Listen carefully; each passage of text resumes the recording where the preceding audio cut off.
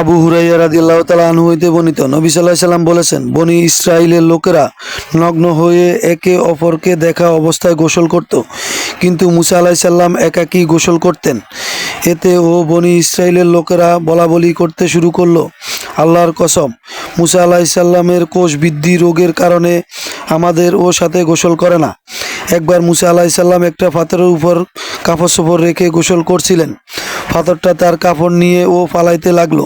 তখন মুসা আলাইহিস সালাম পাথরের, আমার কাপড় দাও, পাথর আমার কাপড় দাও বলে পিছনে ছুটতেছিলেন।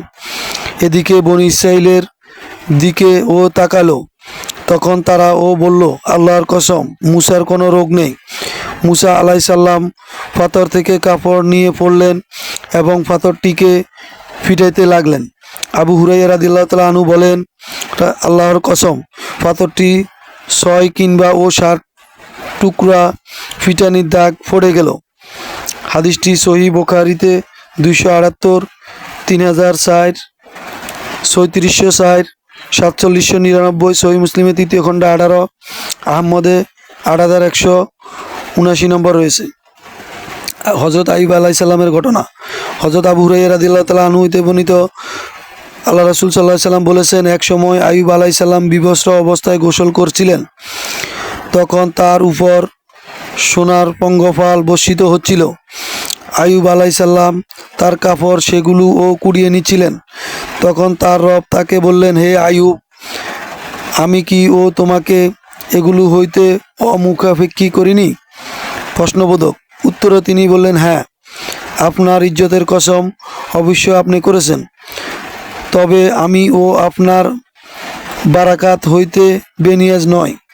এভাবে বর্ণনা করেছেন ইব্রাহিম রহমতুল্লাহ আলাই।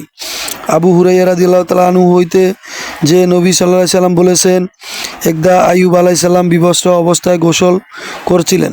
হাদিসটি সহিহ বুখারীতে 279 নম্বর রয়েছে, 3391-তে রয়েছে, 7493-তে রয়েছে।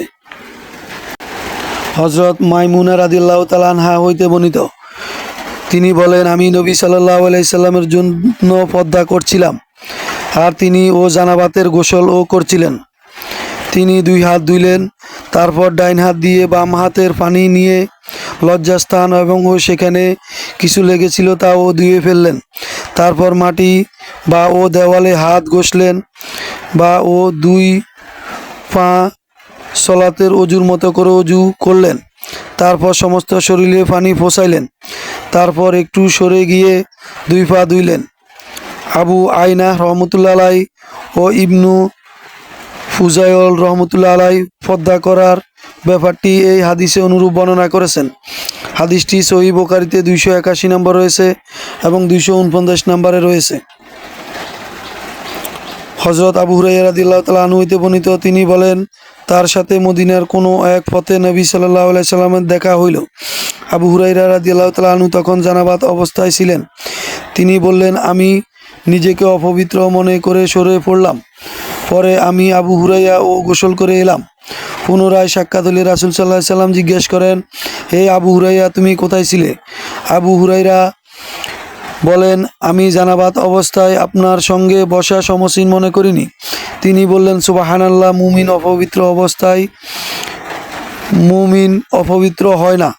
হাদিসটি সহিহ বুখারীতে 283 এবং 285, সহিহ মুসলিমে 3য় খণ্ড 29, আহমদে হাদিসটি 7215 নম্বর রয়েছে।